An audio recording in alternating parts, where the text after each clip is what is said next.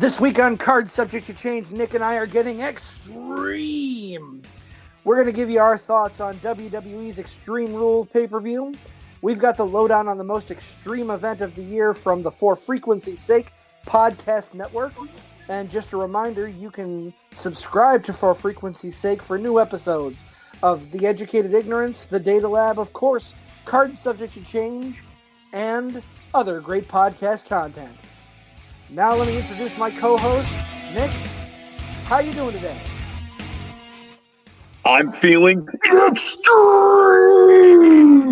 I feel like the voiceover on the old ECW pay-per-views and shows the open. It's extreme. But no, I'm feeling pretty good, man. How about yourself, CC? I'm feeling pretty good. I'm loving. I had a whole weekend full of wrestling. Actually, just a whole day full of wrestling because I had to get caught up from everything that happened Friday as well as Extreme Rules. So I've just, other than having to run out of the house a couple times, I've just been nonstop watching wrestling all day. And there ain't nothing wrong with that. No, there's not. I have to catch up still. I have not gotten through Battle of the Belts yet. I know, right? I haven't even seen Battle of the Belts yet. Seen Rampage. Went to the Scott County or the SCW Pro Show last night. Over there at the Coliseum in Walcott, and then, of course, watch Extreme Rules after that show. So, yeah, it's been a great weekend of wrestling. If you thought this weekend was jam-packed, just look at the month of November. There are 3 pay-per-views in the month of November between the 2 major companies. So it's going to be big. Great, as my buddy Don says, it's a great time to be a wrestling fan. That is very true. And since you mentioned it, we'll give a shout-out to SCW Pro. If you haven't listened to them yet, in our archives, we've got interviews with both Merrick Brave and Crotch that were really good. So go back and give those a listen. But Nick, let's do what we've been saying since we started the podcast. Let's get extreme. Let's get extreme. And we know that saying extreme in 2022 means a lot different than what it meant in 2002. But it's extreme. Extreme mostly by name, right? Because you see most of these matches throughout the year. There were a couple good wrinkles, but extreme by name rules. And here's the thing. I love the open of the show. You got Paul Heyman. You're in Philadelphia, the home of ECW. The godfather of Extreme Championship Wrestling, Paul Heyman, introing us, bringing us into the event. Just an all-around good open, I thought. And we start out really hot. And Nick, we're going to have to get something, some kind of an alarm or an alert for these because we're having a hoss fight right off the top of the show. This is more than just your standard hoss fight. This is, this is 6 guys who I think looked at each other and said, hey, let's go steal the show. We're leading this show off. I wouldn't want to follow this match. I could have watched this match for 45 minutes. There were some cheesy props at ringside. You got to figure there's going to be that for Extreme. There was like a nice mahogany bar, some whiskey barrels and the like, some shillelaghs and whatnot. You had to have that. But it's a good old-fashioned Donnybrook. You have the Brawling Brutes, the team of Sheamus, Butch, and Ridge Holland against Imperium. And I want to give a shout out to Michael Cole, who actually paid tribute to Pat McAfee, who is off doing other things now, because he took over for Pat by saying it's fight night. Yeah, somebody's got to do it. But side note, I hear McAfee is going to be back in WWE next year, so he's not gone completely. But I wanted to say before I tossed it back to you. Before going into the details or whatnot of the match, all 6 guys looked amazing in this match. Nobody looked like a turd. All 6 guys performed, and I have on my notes here, Sammy Guevara would not be in this match because these guys are hitting too hard. These guys are laying and beating the crap out of each other. That's in reference to Guevara and Andrade El Idolo having their beef, where Guevara accused of Andrade of hitting too hard. These guys beat the crap out of each other, and this will probably find its way onto maybe a top 10 list for me at the end of the year for favorite WWE pay-per-view matches, because this one was fun. And honestly, anytime you put Sheamus in with Gunther, they've knocked it out of the park. I mean, their SmackDown match was really good, but they had arguably the match of the year just a month or two ago. Yeah, they had a classic with Clash of the Castle over in England. Now they go out and have a classic in a six-man. You wonder when the culmination is. Is this one of the War Games matches we get at Survivor Series? I mean, both teams would have to add a team member, but is this possibly a War Games match? And I guess that's kind of a theme throughout this podcast after reviewing Extreme Rules. It's kind of like, well, Survivor Series is at the end of next month, and we've been told there's going to be two, War Games matches, one of men's and one of women's. It's kind of, you got to start thinking, what is that match going to be? And this is a possible War Games match where these guys end it in that type of match. Absolutely. And, you've got Imperium. If they bring back, there is a fourth member of Imperium that Triple H could bring back into the WWE. Help me out. I'm blanking on his name, Nick. Do you remember? It was Alexander Wolf. It was Alexander Wolf. Yes. He was also in Insanity. Yes. I don't think they're going to bring him back. I'd almost like to see them appoint someone to Imperium. But I don't know, but I don't know. It could be the Bloodline versus somebody at work. I don't know, but I just thought with the way these guys have been battling, putting on bangers, and the crowd, I thought by far and away the crowd absolutely loved this match. Not to poo-poo on the rest of the show, because overall I enjoyed Extreme Rules. I thought this was the match of the night. And I said to my friends I was watching with, I said, I would not want to follow this. I feel bad for whatever match is next. Yeah, this match was, just like you said, a banger. Excuse me. And I want to say something here. Before the match even gets started, the commentators don't acknowledge it, so it's like they don't know what's happening. But as the Brawling Brutes are coming down, we get another one of those White Rabbit teasers that have been going on for the last month, and we'll come back to that later on. But I just want to point that out. Yeah, yep, absolutely.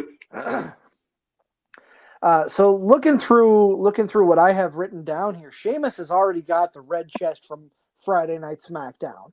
He already looked like ground beef coming into this night, and Gunther did not take it easy on him because of it. He ends up looking like ground hamburger by the end of the night here too. That's correct, CZ. And then I guess we need to tell the listener here, there was a little bit of controversy on SmackDown where Sheamus had the clover leaf on Gunther, and it was thought that Gunther was tapping out, but it was defended by, no, he was trying to get in the push-up position. So there was kind of that going into this too, but you're right. Sheamus and Gunther had beaten the crap out of each other the night before. Sheamus was wearing the scars of that, and definitely got some new blood blisters to go along with him. And, you mentioned the cloverleaf. I have it down here that Gunther gets in the Nick Bull special, as I'm going to call it from now on, the cloverleaf. I love that. And Kaiser comes in, Ludwig Kaiser comes in and makes the save on the match and helps Gunther out on this night. A lot of controversy going on between these two teams, and you've got to look that this feud is far from over. Far from over. So many things they can do. You got to think Sheamus has to get the Intercontinental belt off of Gunther. And that was going to be my question to you.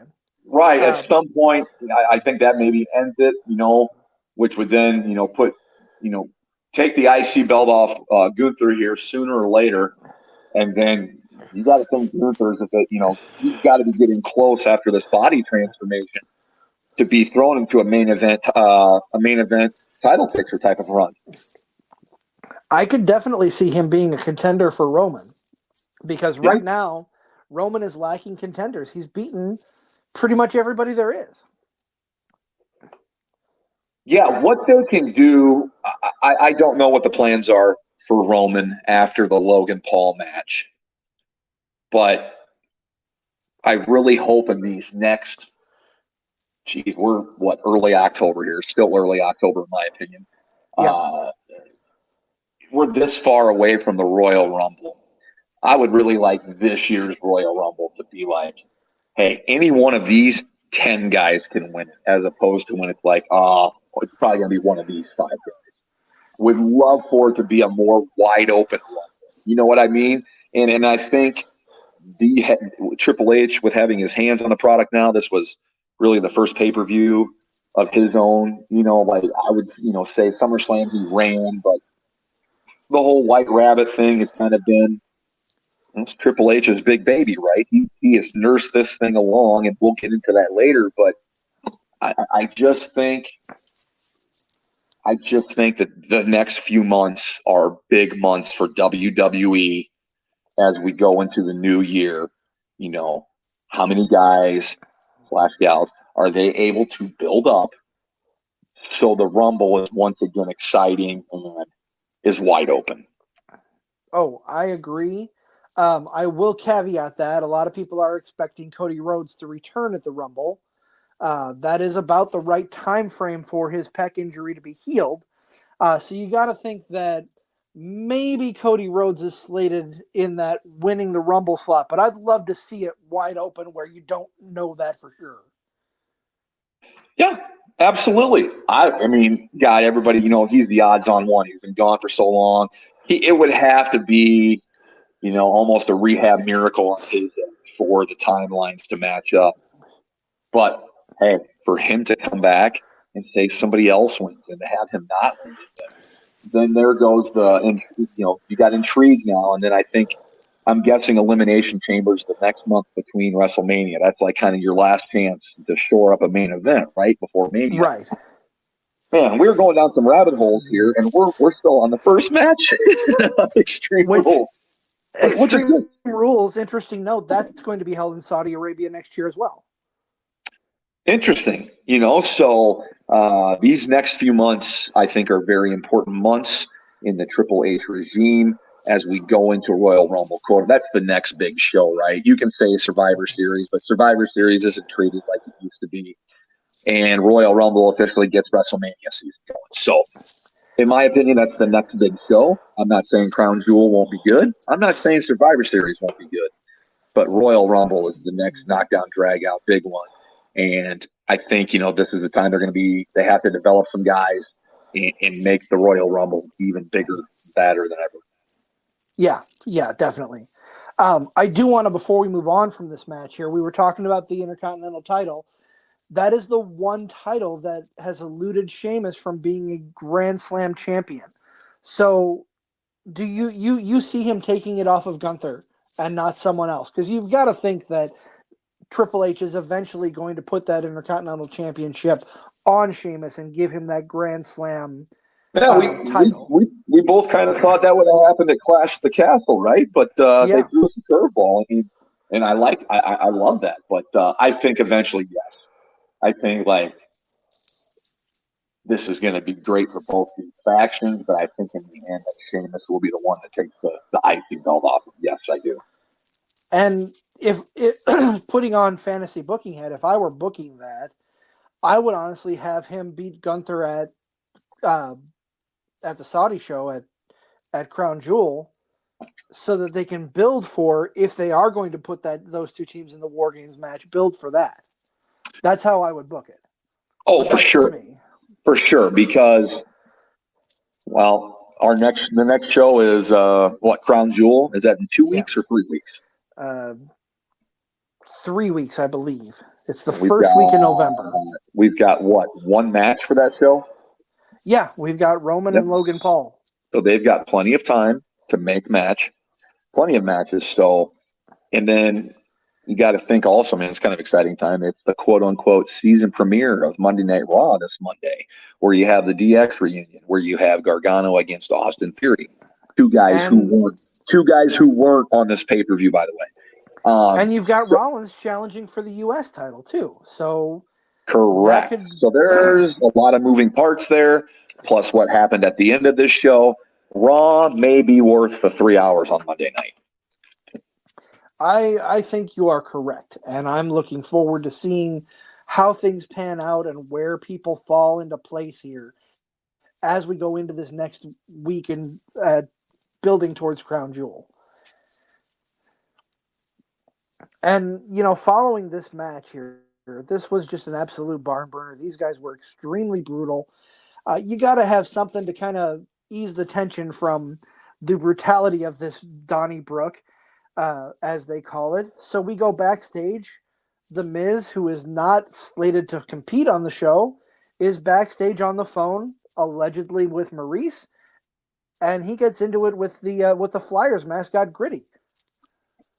Oh yeah, Miz is the perfect guy for this. It's throw Miz in the celebrity spot, throw him in the comedy spot, but it was perfect. Miz is it's his 40th birthday. It happened, but the big celebration is going to be on Raw. So he was shoring up plans with Maurice on that.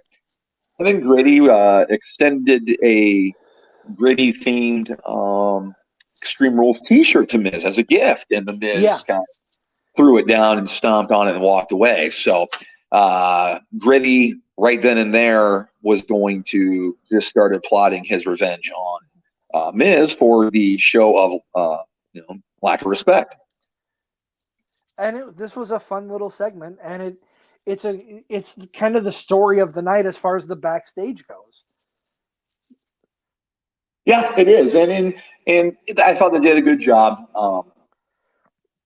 WWE does a really good job at, if there's not a video package to promote the next match, they'll go to a backstage segment to segue them, and they're good, and they're continuing throughout the night. So it's something to tune into. It's going to get the crowd into it. It's also time for them to get the ring ready for whatever match is next or whatnot. But yeah, I loved it. Miz is the perfect guy for it, and you see why later on in the night. And then, after we have this fun little exchange backstage with the Miz, we go into the namesake match of the night, the Extreme Rules match for the SmackDown Women's Championship. Liv Morgan defending against the baddest woman on the planet, Ronda Rousey. Well, she's seeking to become the baddest woman on the planet again. Doesn't have that belt yet. So right now, Liv is the baddest woman on the planet. That's fair. I'm just joking. No, we finally get a healed up Ronda Rousey. This will be their meeting, or their third meeting. The first one back, remember the controversy.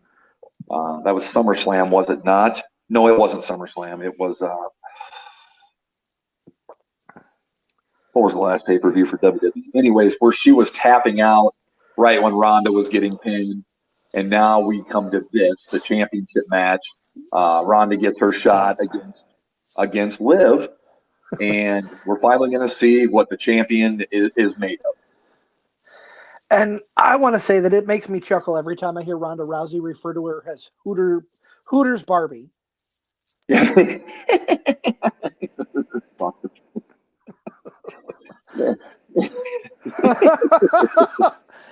Never thought you'd hear those words come out of my mouth, but I'm glad Ronda said it. I'm glad Ronda said it. I won't either agree or disagree with it, but I laughed. It's funny. Yeah, I'm not agreeing or disagreeing either. It just makes me chuckle every time she says it. And that might have to be a recurring thing here. Who would Ronda Rousey? How would Ronda Rousey refer to this person? We come up with an idea. It's kind of like the Scott Steiner School of Promos. That's who you don't want to go to. So right now you got the Liv Morgan and Ronda. Yeah, so you got Hooters Barbie. So what'd you say? Hooter Barbie? Hooters Barbie. Hooters Barbie. Okay, yeah. So Ronda Rousey, like 2 words to describe a superstar, and I love it. Hooters Barbie. Yeah, it's amusing. I love the play in this match here. So I'm gonna be honest. This wasn't my favorite pay-per-view of the year, and let's face facts. It's not one of the big pay-per-views. It's definitely a B pay-per-view in general, and this one showed it other than the first match, and maybe some other spots throughout the match, in my opinion. But I love the back and forth where Liv goes to get the bat, and Ronda stops her, and Ronda teases to go get the bat that Liv brought out a couple times before it actually comes into play. That was a good exchange and a good back and forth, in my opinion. Oh, absolutely. These two work very well together. Hey, it's a tough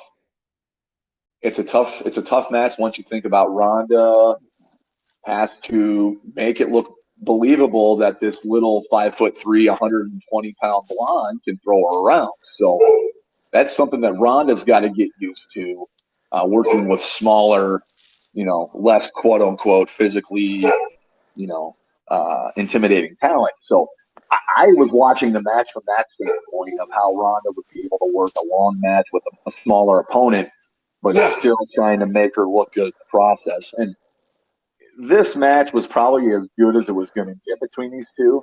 I mean, they could have wrestled 10 times, and I don't know if it gets any better than last night. And I'm not saying it was a great match, and I just thought that was probably the best possible match those two could have had in this situation. Oh, I agree. And here's what I have noted down. In my opinion, I thought that when the baseball bat that Liv brought into the ring came into play, I thought the first shot that Ronda took when she was coming off of the when Liv was coming off of the stairs looked fantastic. But you could definitely tell that Ronda was pulling her punches when she was hitting with the bat after that. Yes. Yeah. That's probably something that comes with experience, I would guess, or experience working with the bat repeatedly. I don't know. And hey, that was a bedazzled bat with like chains and stuff hanging off, and I'm like, my gosh, really? Do we have to do that with it? At first, you would have thought it was Chris Jericho's bat. Had Chris Jericho decorated that, but it's not. It's not Chris Jericho's bat. It's Liv Tyler's, bedazzle 101 kit bat. I mean, it was awful. It was. But I will say, that first hit, like I said, that was the best hit that Ronda did with the bat, and you could tell that it left a welt on Liv Morgan's belly. You could see it later on in the match, but everything after that just looked weak.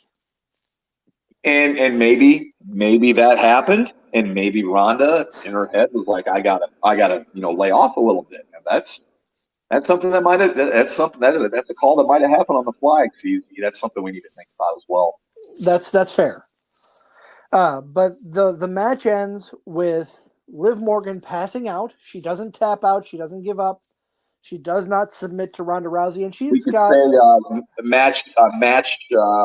match over due to stoppage, referee stoppage, right? Exactly. And the commentators are very quick to point out that Liv is smiling while she's passed out in Rousey's hold as Rousey gets the win in the championship. Very, very, very poignant. They pointed that out several times, showed it on the replay at least 3 times. It's almost like, oh, she really enjoyed getting put to sleep and had a smile. She put to sleep, almost making her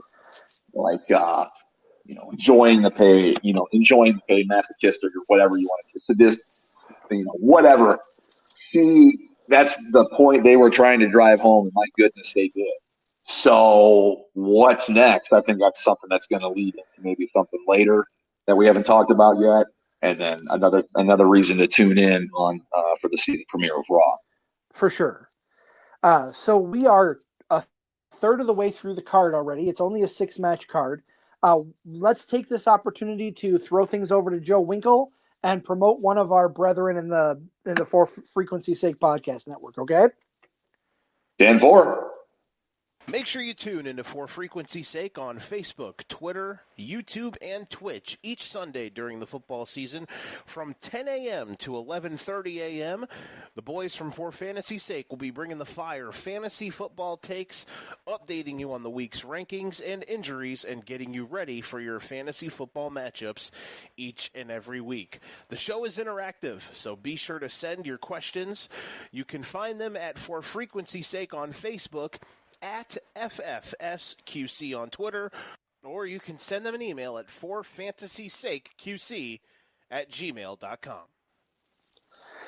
Thank you, Joe. Be sure to tune in every Sunday morning from 10 to 11:30. If you're into fantasy football, DJ and the crew will have all of your need to knows then.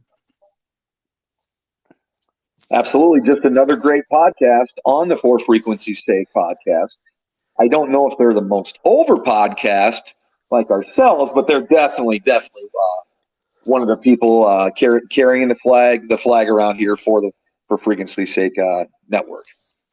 Well, yeah, I mean, I just look at them. We're the ones and they're the twos, to give it a wrestling reference. Sure. DJ would probably argue that since he considers himself the podcast tribal chief, but that's neither here nor there. No, it's not. It's not. He can book himself however he wants. We're not gonna ruin that for you, DJ. Not at all. So we roll on with the next match here. We've got Drew McIntyre versus Karrion Kross in a strap match. The beginning of the match, Karrion Kross refuses to put on the strap, so it delays the start of the match for a little bit, and leads to a brawl just all around the crowd. Yeah, I didn't mind this. When was the last time you saw a strap match and saw the person refuse to put it on? So it's been a while. Yeah. And when that happens, that also means, hey, that usually points in the direction that the person not putting the strap on is going to get a distinct advantage. And Kross was playing the mind games here. He's been playing the mind games the whole time with Drew McIntyre in the lead up to this, with the hourglass and leaving it behind and the TikTok and all the cryptic messages. So, him playing mind games and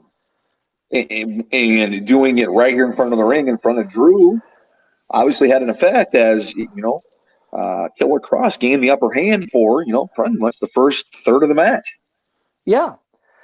Before we get too far into the match, Nick, I want to ask you, because it's been bugging me for the last probably 3 or 4 hours. What is the name of the match where they're strapped together and they've got to touch each 4 corners sequentially? That's a bull rope match. That's a bull rope. That's a bull rope match.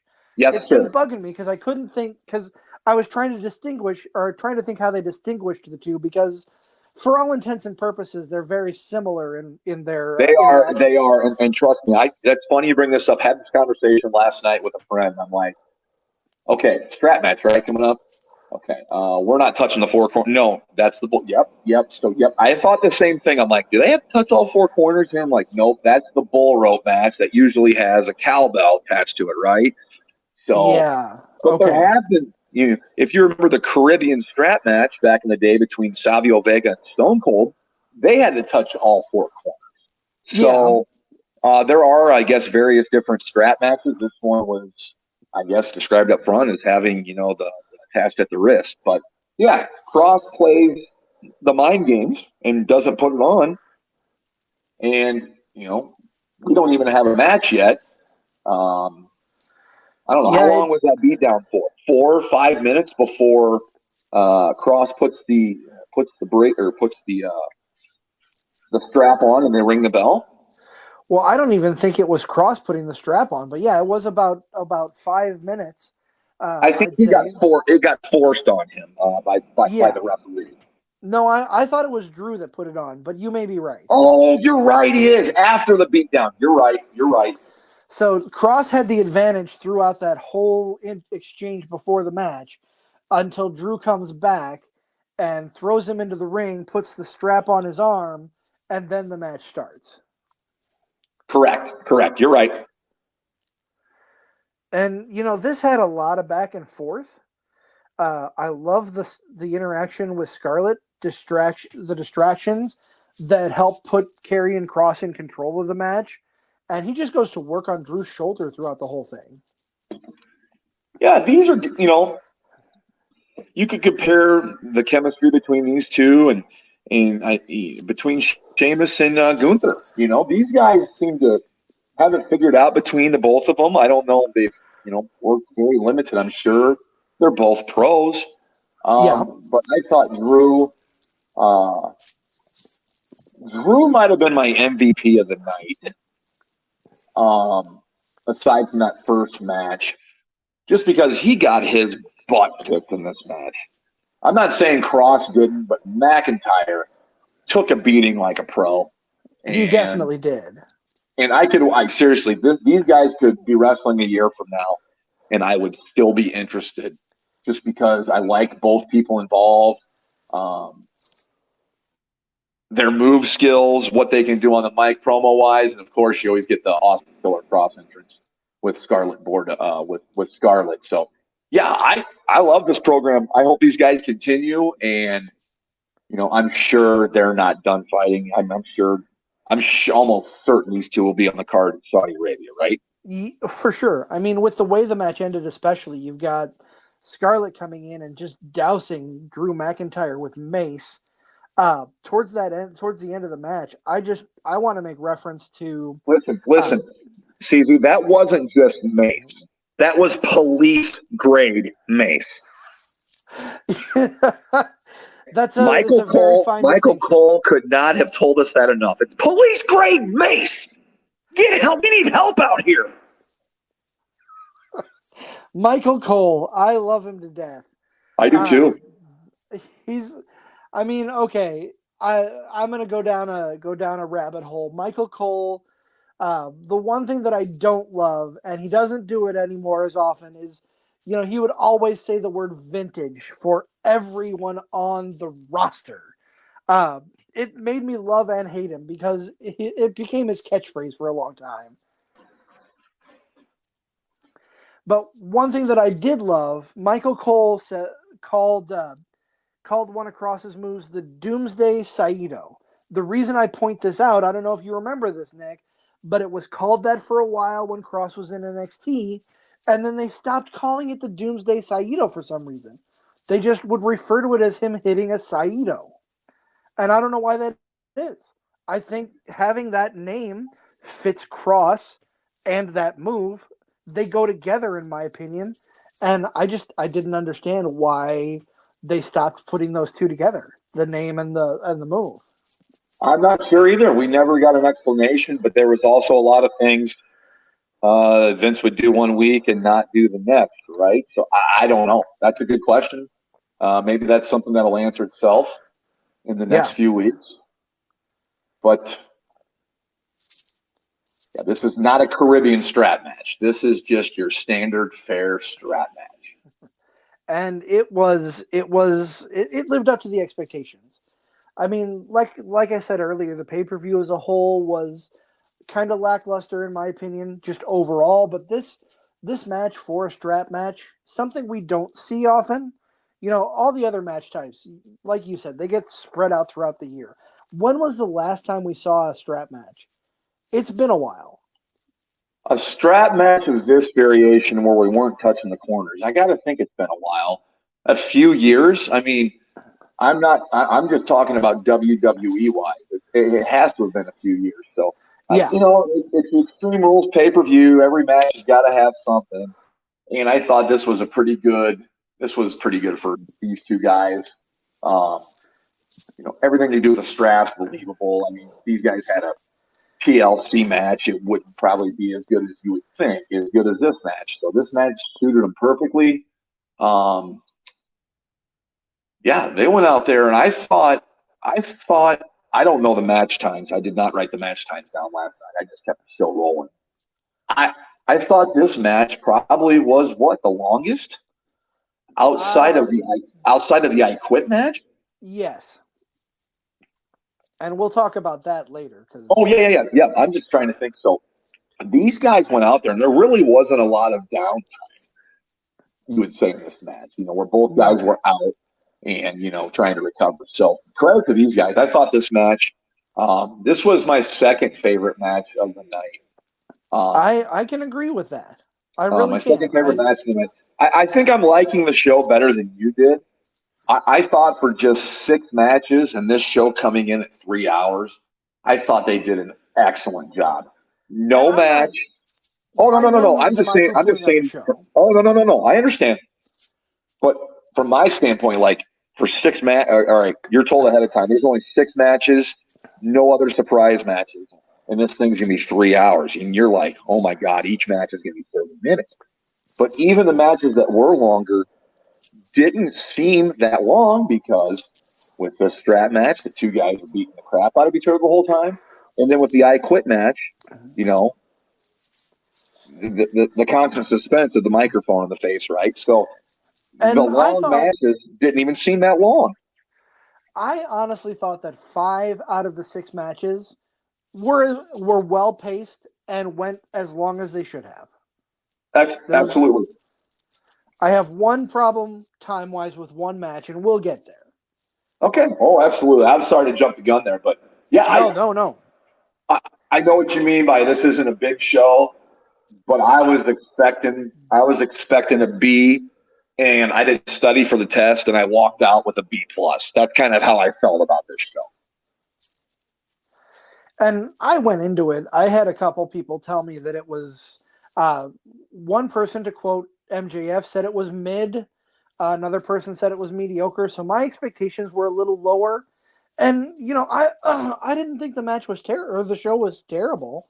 I agree with them. It was kind of a mid show in my opinion.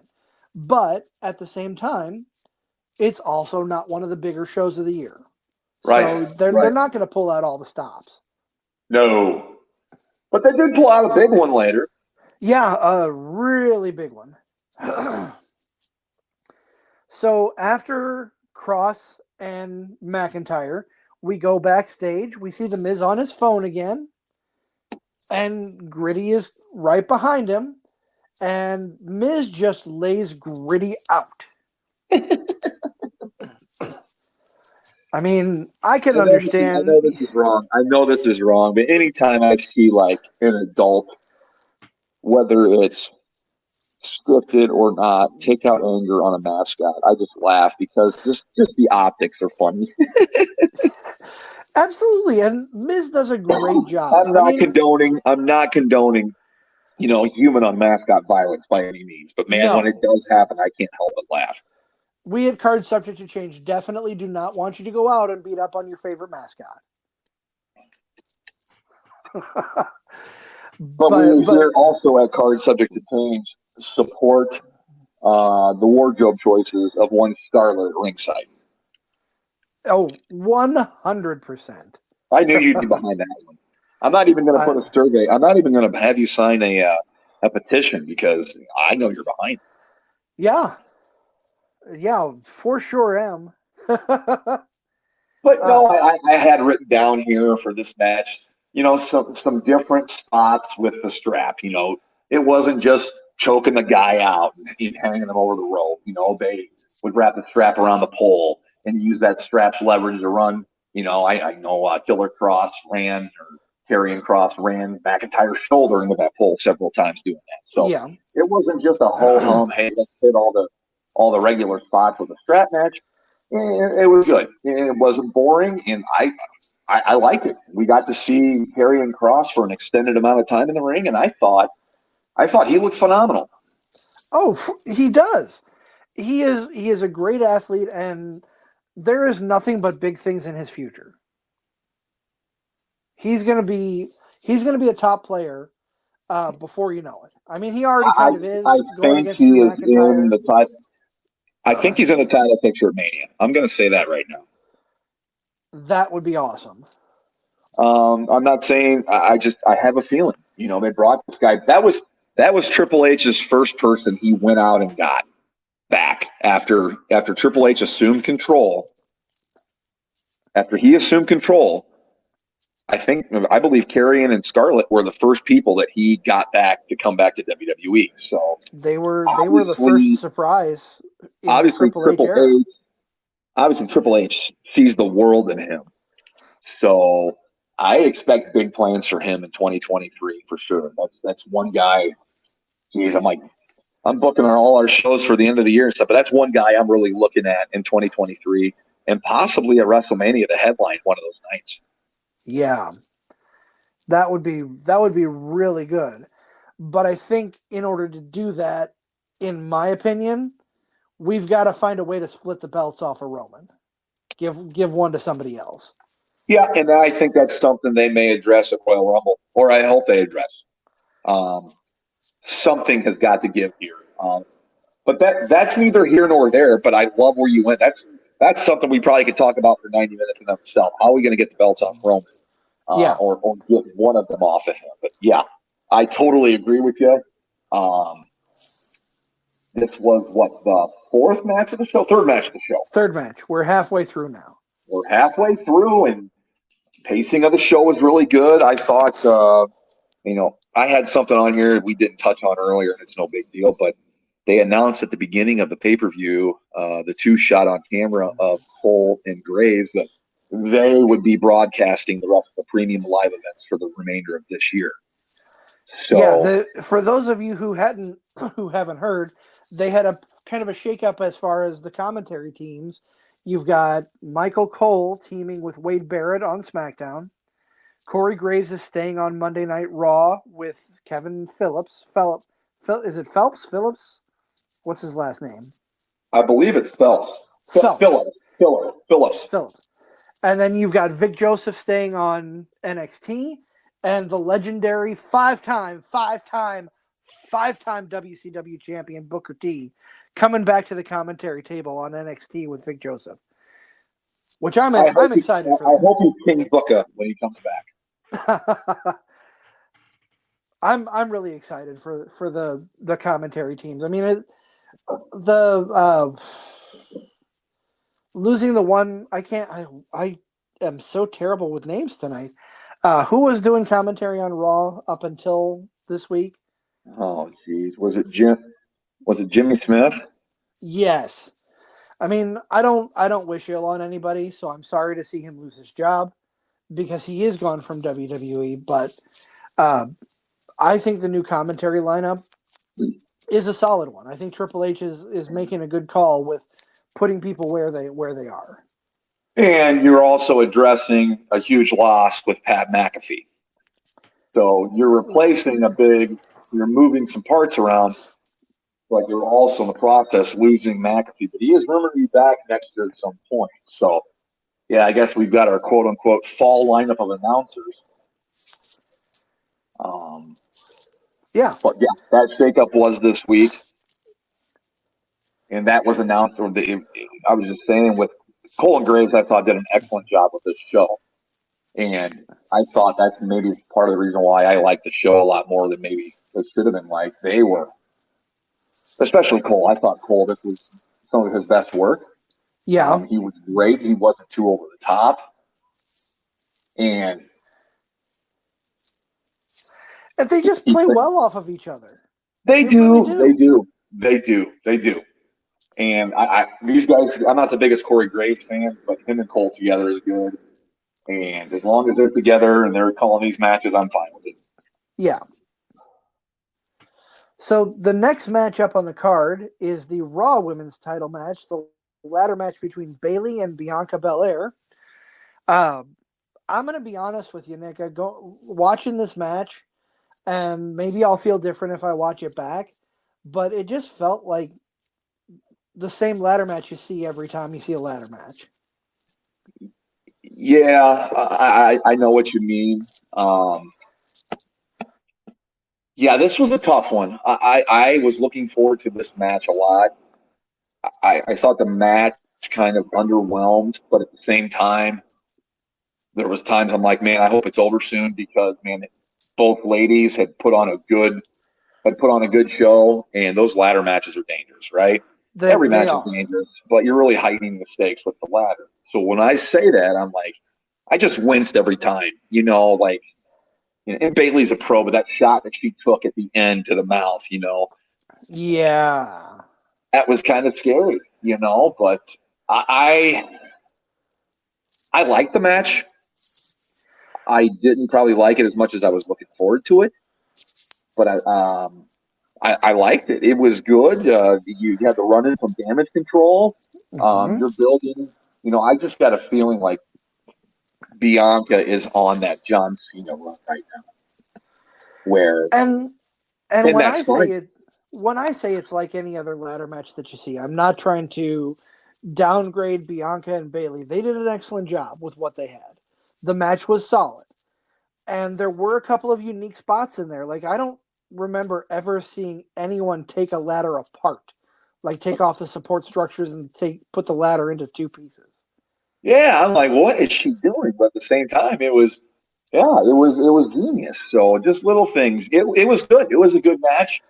But like I said, I just think Bianca is on her John Cena run right now. So that despite the odds, no matter what, she's going to find a way to win, and she does find a way to win. And this was one of those occasions. This is probably one match they'll always go back and reference. They did reference throughout the match. This is the first time a women's title has been defended on Raw or SmackDown. They're saying that because it's happened on NXT before, so that's why they were saying that. If they do, one ladder match a year in the WWE for the women and it's the Money in the Bank, I'd be fine with that. But only use it maybe to blow off a big feud or a big title match like that last night. That was fine. And Bayley and Bianca did well. I think they both got out of it unscathed. That KOD on with the ladder though, that was I was blown away. I was too, dude. I was like, oh my goodness. I hope her face is not ruined. That was just how good it looked, man. That was two pros going at it, and I'm telling you, they could probably have a sleeping bag match where they're both hopping around in sleeping bags wrestling each other. I mean, I'm serious. They're fun to watch. They're good dance partners. Yeah. And yes, that I'm copyrighting that. The card subject can change. Sleeping bag match. I like it. We'll book it. That'll be our that'll be our whole topic next week. Book me an Extreme Rules sleeping bag match. Who do you want to face? I'll let you pick your opponent.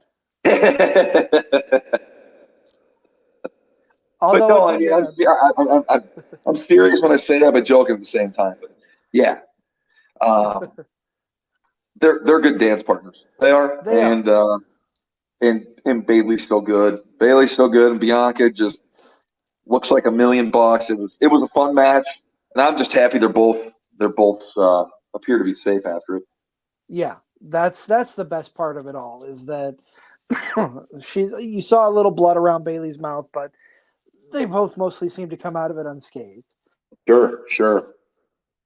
So, Nick, we're going to take another quick time out and promote the For Frequency's Sake websites, okay? Works for me. All right, we'll be right back. In addition to bringing fire on the mic, the team at For Frequency's Sake is still bringing it online as well. Check out ForFantasySakeQC.com this season for college DFS, Survivor League, and betting advice each and every week of this football season. Again, that is ForFantasySakeQC.com for college DFS, Survivor League, and betting advice each week during the football season.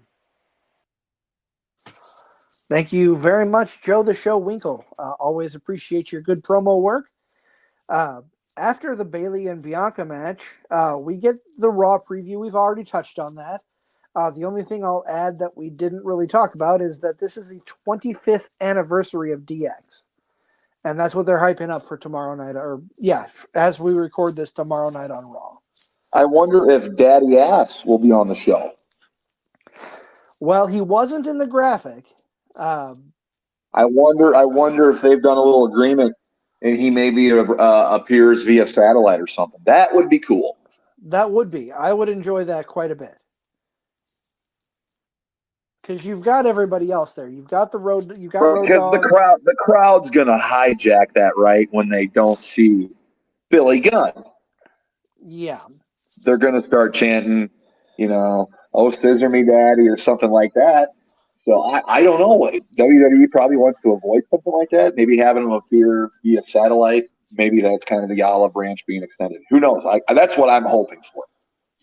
It'd be nice to see him back on WWE television for sure. And this would be the perfect opportunity to do it because he is a long-standing member of DX. And you've got everybody else, with the exception of Chyna and Rick Rude, who are no longer with us, unfortunately. Correct. So this leads us into the I Quit match between Edge and Finn Balor. Yep. And up until the end of the match, I thought this was really good. I liked the fact that Judgment Day wasn't a factor through most of the match. It was just Edge and Finn. Yep. And a lot of, I like that too. I like that. You know what? I like that too because by the time they come out, you had completely forgot about them even interfering. Edge and Finn Balor had done such a good job with the I Quit match and not having them at ringside. I'm usually not a big fan of I Quit matches, but this one was entertaining. And I'll tell you, this is the match that I felt went too long. And it's not on Edge and Finn. Their part up until the interference, they were doing a fantastic job. When Judgment Day came out, when Rey Mysterio came out, I thought that whole interaction and those shenanigans just went way too long.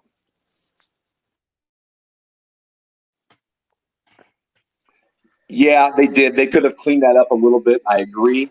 I Quit matches are usually going to be longer, so I see what you're saying. They could have cleaned up the back end of that match. But for what Edge and Finn Balor did, I thought it was great. I'm not a fan of I Quit matches. They're hard. They're usually hard to keep interesting. You know that one. You know what I mean? But this one did a pretty good job. I loved Michael Cole. He also did it with the strap match, but he also did it with this I Quit match. He referenced some great I Quit matches of the past. I didn't get them all written down, but I know he said, Rumble 99 with Mankind and The Rock. So I love that reference to history. I think that's great. Also gives people a chance to go back and watch some matches. I know he said it was one of the greatest strap matches. And he mentioned like 98 or 97 Super Brawl with Sting and Vader in a strap match. I mean, so I love stuff like that. It's like, okay, I'm going to go watch that. So I love that they're acknowledging history and other matches that have happened similar in the past. And I think a lot of that is Triple H's influence because he's very much a student of the game, and he gives those throwbacks. And I love like Michael Cole, like when he's saying these things, like is almost like the town crier with happy news. He just can't say it happy and quick enough, So I love that they're referencing that.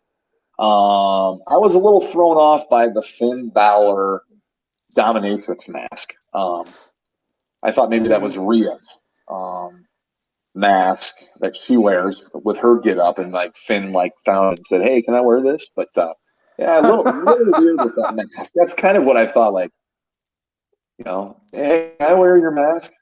And she kind of shrugged her shoulders, like, "Yeah, go for it."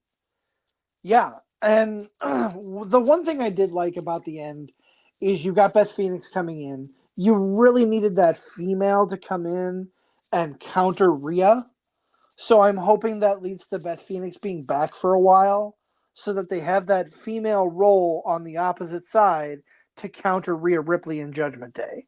Well, because they have to have a female, right? Because Edge can't hit Rhea. Yeah. So I get it. I got a question. I have a question for you. Yeah. Who's the leader of Judgment Day? I don't know that there is one.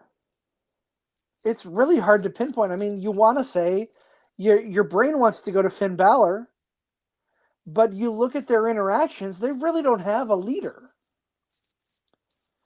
I think it's Rhea Ripley. I can get behind that. I really can. She's kind of calling the shots. she's the one kind of sitting back, letting the plan play itself out. I like the idea. When have we ever seen a faction where there was a woman wrestler leading a faction with just men in it? I'm not talking about managing. I'm talking about an in-ring competitor. I don't know if I've seen it. I don't think we have. And the fact that we don't know who the Judgment Day leader is leads me to believe, well, maybe somebody else is joining, you know? It was me, Austin. It was me the whole time. The whole damn time. Yeah, so that I guess I pushed my chips into the middle now. I'm all in now on this Judgment Day thing. Didn't care about it for the longest time. I like it now. I'm into it. Who's the leader? Is somebody else going to join? I also have, is this a possible War Games match? But I'm thinking. So here's the question there. Finn is pushing AJ Styles to join. AJ is a big enough name where if Finn can convince him to join, does he become the leader of Judgment Day? And does AJ Styles sign up to be on Edge's team only to do the turn in the War Games cage? Oh, yes. I can see that. It's a possibility. I mean, you got Ray, I'm guessing, Edge. I mean, are they going to do 3-on-3 in War Games? Maybe put a little spin on it. I don't know, but Styles could be your next thing, man. They really haven't had anything for him, and for him to be the leader, you know, the guy calling all the shots would be kind of cool. And I wanna touch on what you said here. You know, you said you weren't really behind the Judgment Day. I'm in the same boat. I was behind it when Edge started it because Edge was the clear-cut leader. Yeah. I'm sorry. I should have caveated it with, but as soon as I was on board with it until Edge got kicked out and then replaced him with Finn Balor. I wasn't too happy with the choice at the time. I'm fine with it now, but with the occurrences and the events that happened at Extreme Rules last night, or on Saturday night, however you prefer to refer to it, I like this now because I don't think we know who the leader is, and I don't think the leader's been presented to us yet. So I like I'm intrigued by this angle, and like I said, I'm in on this now. Yeah, I'm anxious to see where we go from here and who else, because you've got to think that someone else is going to be joining them before too long. And it really does have, I joked, it really kind of does have that feel of who's the higher power pulling the strings behind the scenes. Since we don't know, because we don't know who the leader is. We don't know. I mean, and maybe that's by design. Maybe that's by design for us to talk about on the podcast. I don't know. I mean, but I think it's a pretty cool dynamic they're having with it now. Yeah. You've got, Finn's the most established of the males, but you've got Dominic and Damian, who are both young and they can tag together, and then you got the female star, the women's star with Rhea. So I'm intrigued by it, and if they add another member, I'm even more interested. Yeah, we'll definitely be watching how that plays out. So once we're done with the I Quit match, we go backstage, and I misspoke earlier. This is where we see Gritty and The Miz. Gritty is continuing to taunt The Miz, and this is where Miz finally lays him out, kicks him while he's down, and then creeping up behind him like he has been for the last couple of months, here comes Dexter Lumis, who chokes Miz out, lays him right next to Gritty, and then helps Gritty back up, and Gritty proceeds to kick Miz while he's down before we go back to the ring. Yeah. Dexter Lumis has got to be one of the guys with the best facial features in wrestling. I mean, he doesn't have to say a word, and you know exactly what's going through. Like, he's that good. Yeah. Pairing him with Miz, even better. Like, Miz is a celebrity, and Dexter Lumis is like a face stalker, right? I mean, as much as tacky as that sounds, he's kind of like that stalker, always behind Miz or whatever. So I like it. You got those two guys on the show. They had one bump. Nobody got hurt, and they're progressing the storyline. Totally fine with what happened backstage with Miz and Gritty and Dexter Loomis. Now, we're talking about Miz. Before we get into the main event, I've got to ask, what happened to Tommaso Ciampa? Who? He's been gone. Ciampa. Who? What?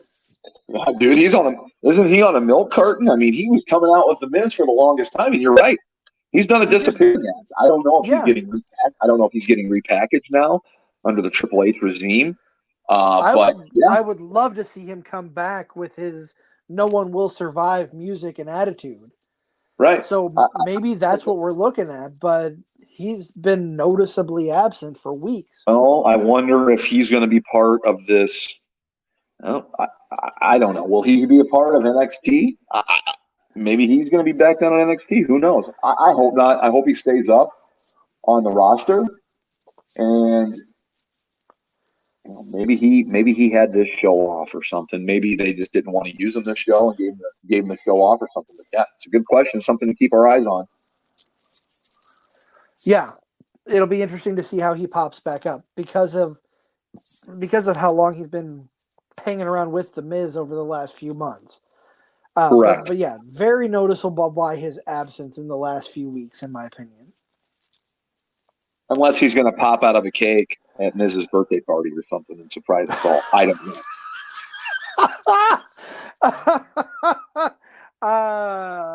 I hope not, but I'll laugh. I'll laugh too. Hysterically if it happens. Me too. Right. So now we're on to the big main event. We've got the Fight Pit match. Which, how do you feel about the Fight Pit in general, Nick? I know they did this a couple times in NXT. Riddle versus Thatcher, if I'm remembering correctly, and then Ciampa versus Thatcher at another point. How do you feel about the whole concept? As long as I don't see it for another 3 to 5 years, it's fine. You can't do this like every year. The first thing I wrote down is, how hard of a match is this for the guys with no ropes? I mean, so much is dependent on the ropes and timing and getting momentum and leading into your next move. So that's the first thing I wrote down. Man, how hard must this be with no ropes? Yeah, because you get used to those being there. The unit, the apparatus itself looks like a Hell in a Cell, except it flips over the ring. There's no room outside the ring, and there's no ropes in the ring. So the bottom parts of the cage, you can climb up to the top where there are platforms that are like 3.5 feet wide. And they drive that point home a lot. They drive that point home, but the finish has to happen in the ring. It can't happen up on those platforms. It has to happen in the ring. So I didn't mind it. It didn't bother me. I thought, when you got a guy who's got a fight background and you've got a possible all-timer in Rollins, the match was going to deliver in one shape, form, or another. It just wasn't going to be your typical match.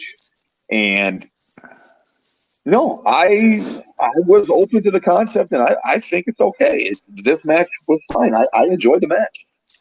And it's nice to have something different every once in a while, because this is something we've seen. This is the third time that I can remember seeing the Fight Pit in WWE. Like I said, twice in NXT and now once at Extreme Rules.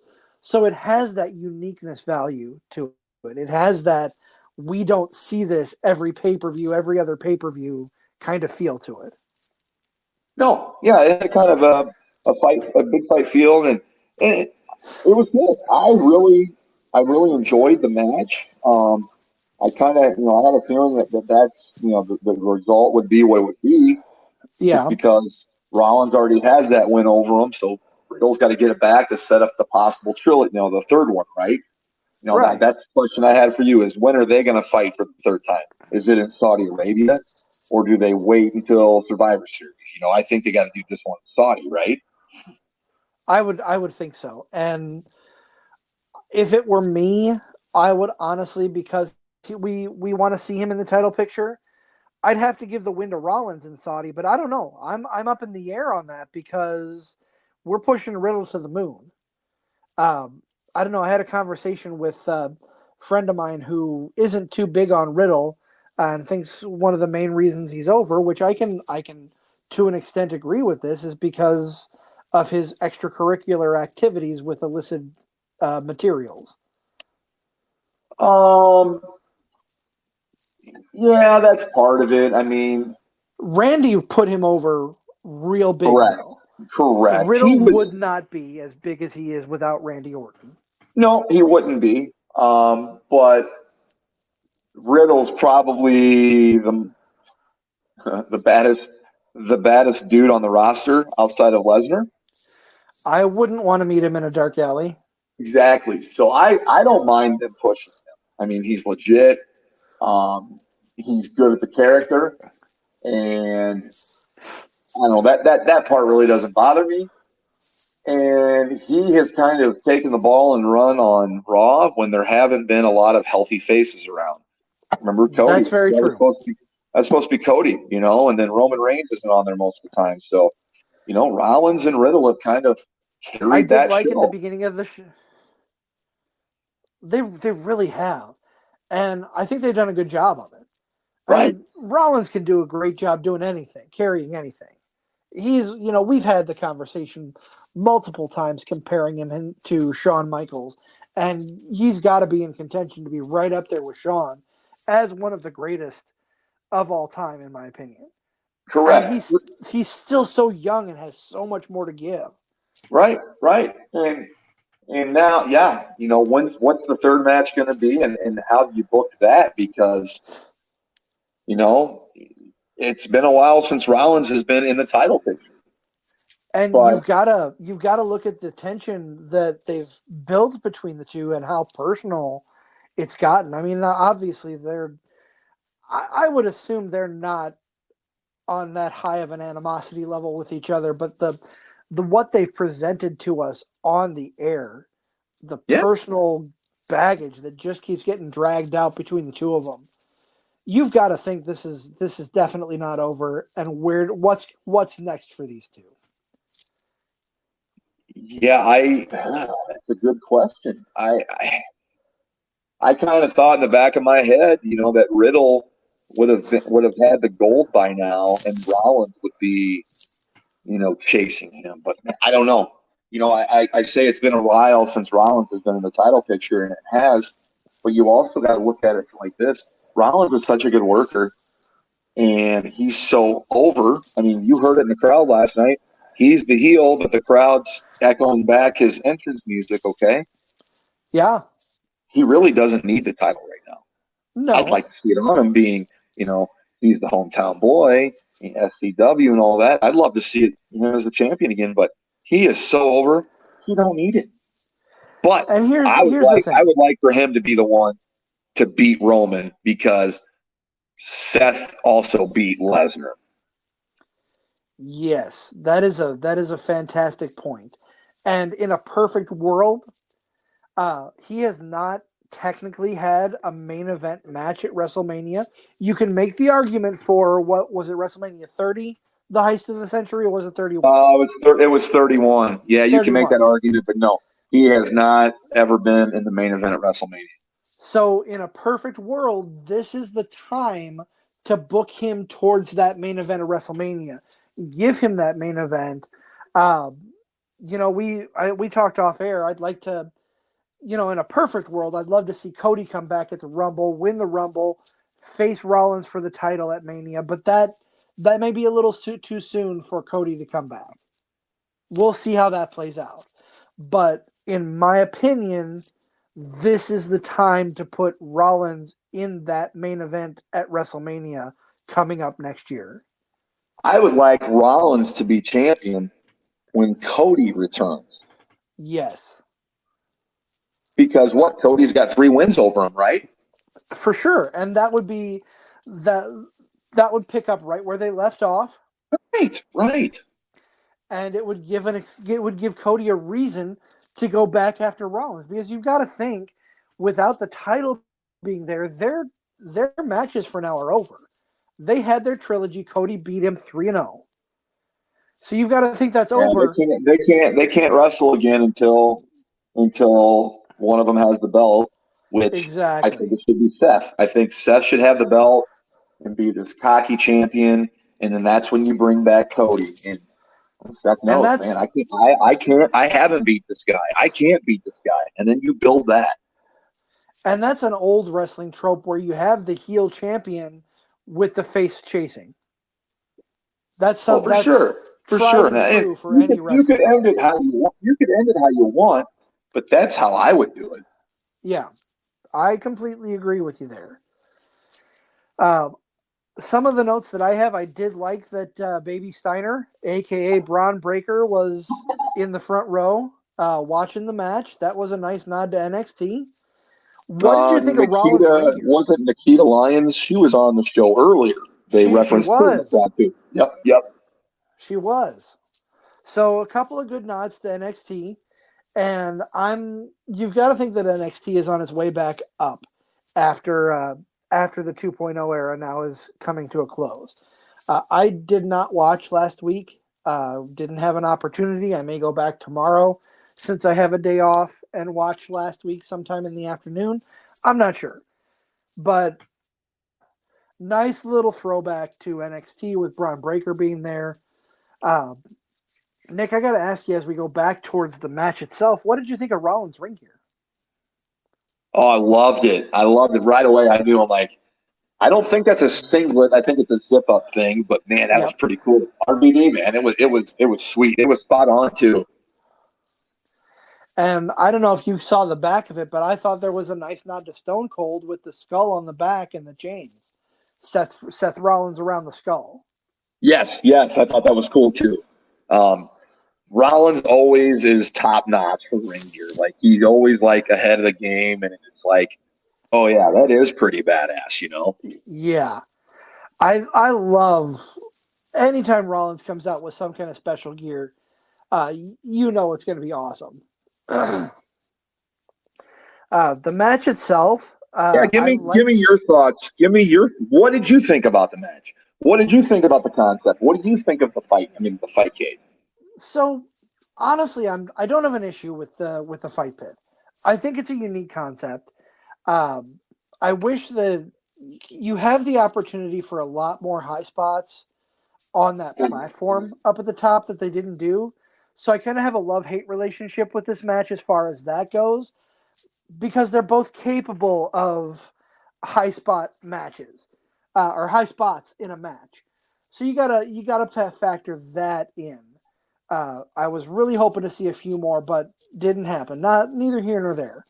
I like the interaction between Daniel Cormier and the two of them. Both of them got in Cormier's face.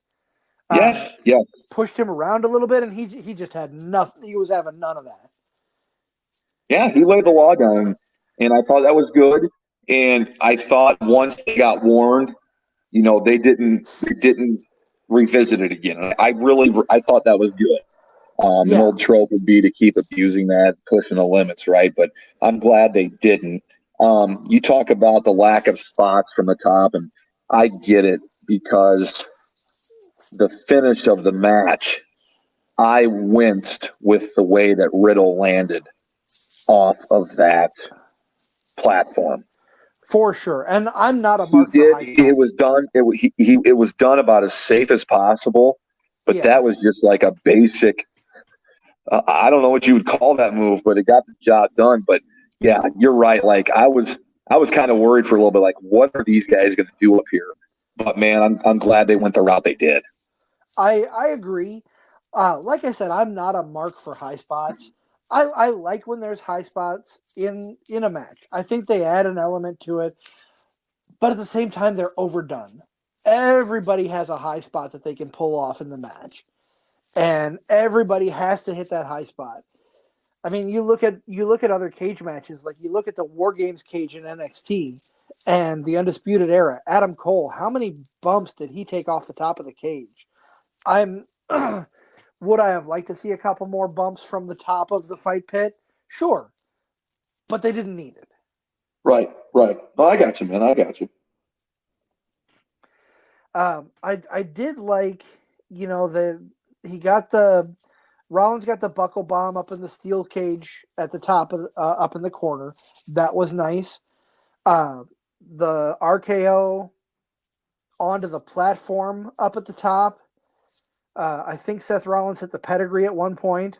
So a couple. I don't know if it was Graves or Cole that said it. No, it was my buddy that said it. My buddy Mass, who was watching the show with me, he goes, I think Riddle does a better RKO than Randy Orton does. And man, he does a pretty good RKO. He does. And then, you talked about it, that Broton that Riddle hit off of the top of the cage. The Broton, that's right.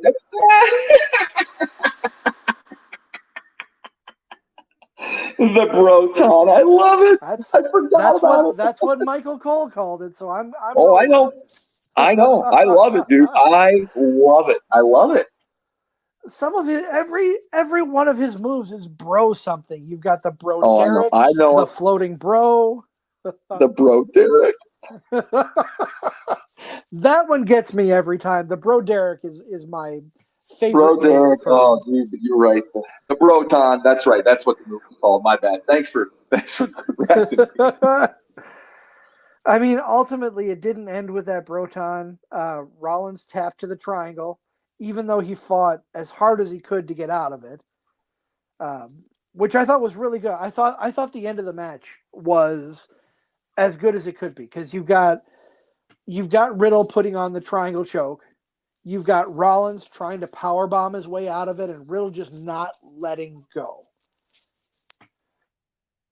Correct, and he's got it cinched in good. It ended well. It had the MMA type ending with the choke out, but yes, I thought the ending was. I don't think they could have done it any better. I thought the match was good. It's hard to pull off a concept match and then be able to keep the crowd enthralled, and I think they did a pretty good job. Props to the Philly crowd. They're one of the better wrestling cities, and the crowd did not disappoint. And they were good all night too. Oh, I agree. This was crowd-wise, this was a great show. Overall, the show, I thought I'd probably give the show somewhere between a C+ and a B-, in my opinion. Sure. It wasn't bad. It wasn't great, but right in the middle, I'd say, as far as premium live events go. Right. But the show's not over after the main event. Yeah, we haven't addressed the White Rabbit. No, we have not. We touched on it a little bit during the first match when they brought that little teaser. But Riddle is walking back up the ramp with Cormier holding his hands up.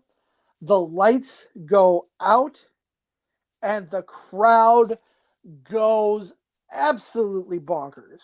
You see the camera lights all through the arena, and I'm gonna premise it this way. You and I talk a lot about how we love to be surprised in wrestling.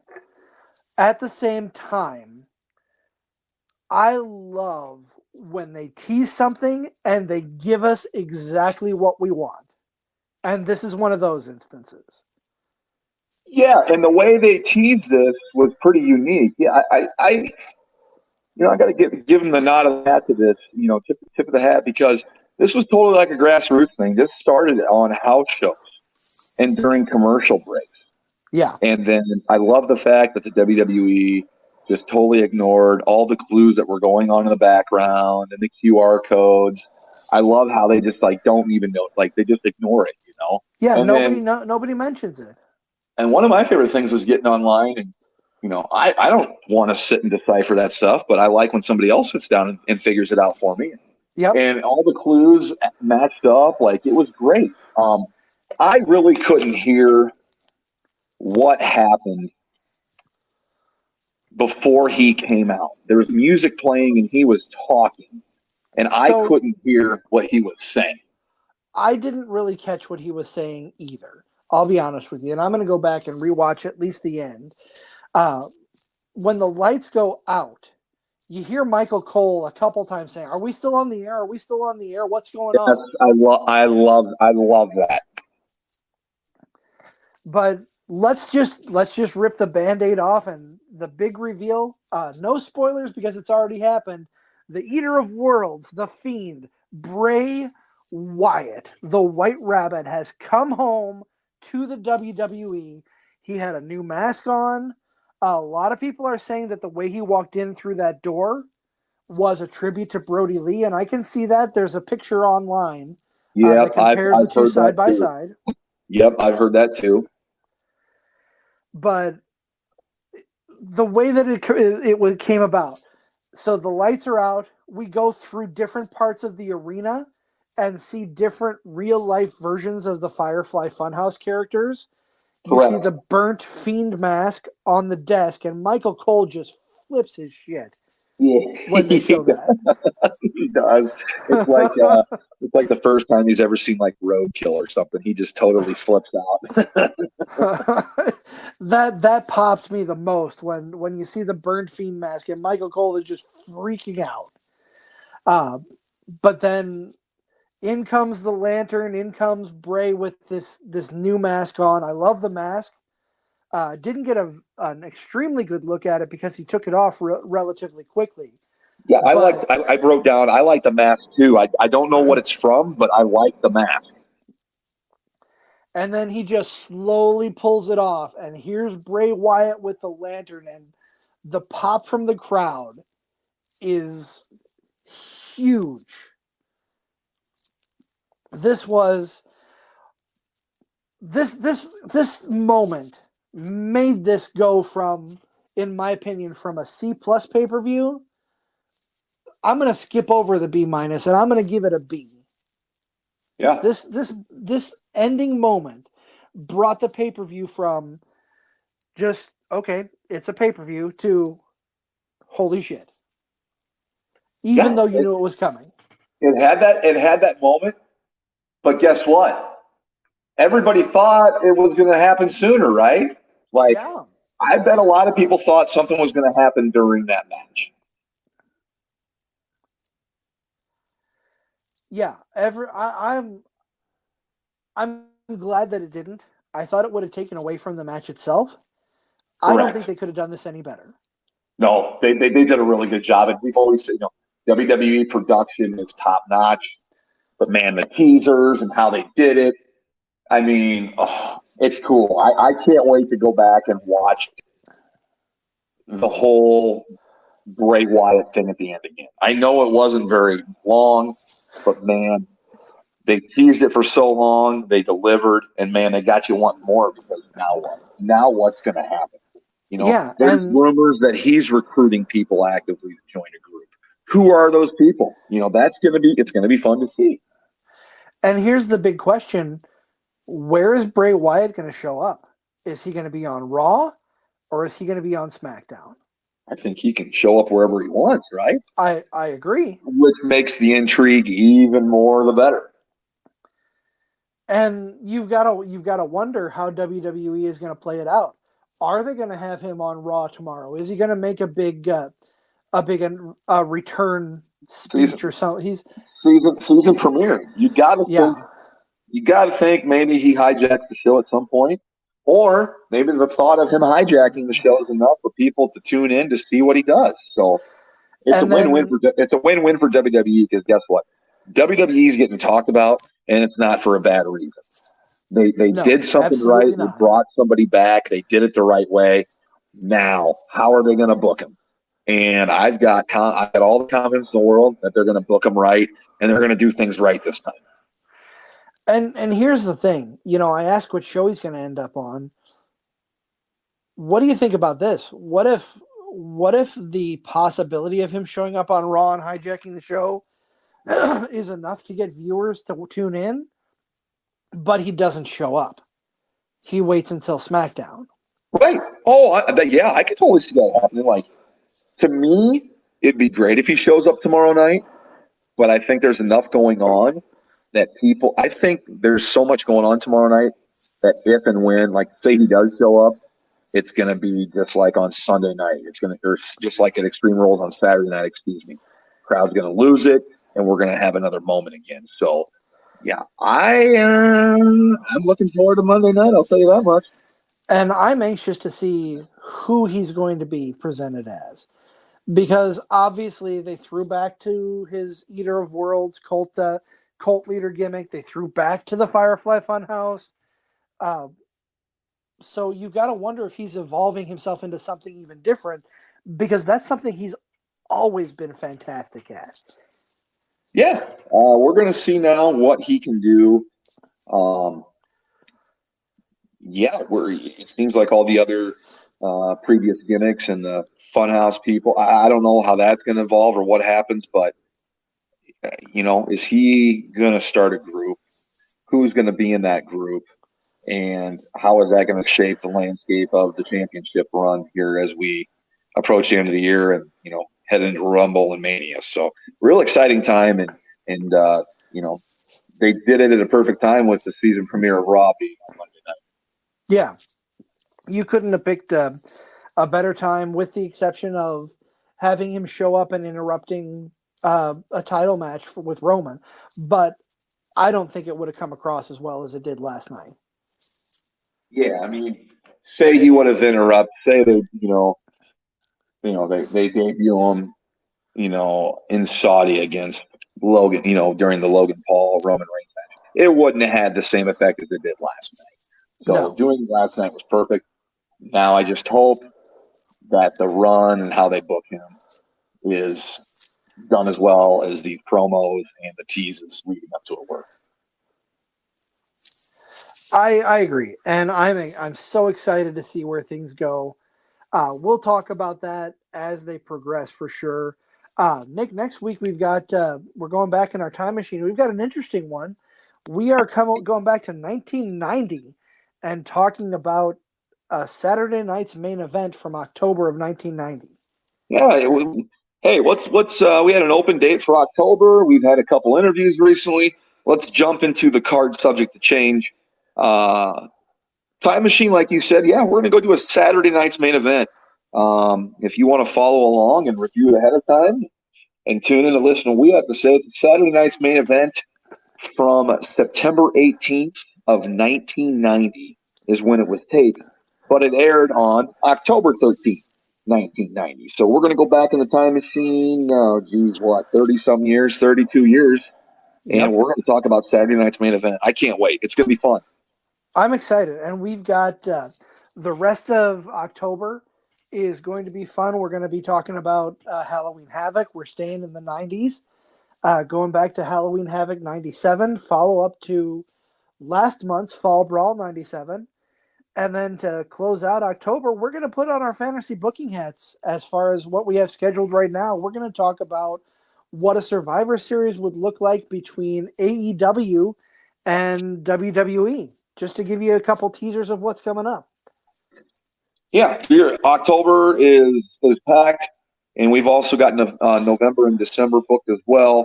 November is going to be busy. We talked about with Crown Jewel and Survivor Series on the WWE side, and then we'll also have the full gear review as well. So, hey, if you haven't been with us from the beginning, that's great. Plenty of room to jump on this bandwagon now. This bandwagon's going up. This card subject to change. We're trying to reach out and get the word out there. And I hope you guys tune in when we're back on here next week for Saturday night's main event. Yeah, and be sure to like, subscribe, share our pages here. We're on social media. You can find us at Card Subject to Change on Facebook, CSTC Podcast, at CSTC Podcast on Twitter. Nick, you're at Nick Bull 55 on Twitter. I'm at the Wizard CZ. Like, share, subscribe. Look for some great content coming up, and go back in the archives. We had a couple of great interviews over the last few weeks with Merrick Brave, Manders, Crotch. We have some more interviews in the works that we're talking to a couple people, trying to get them lined up. But we're having a lot of fun, and we hope to hear you back next week. So for Nick, I am CZ. We'll see you back this time next week. Have a great evening.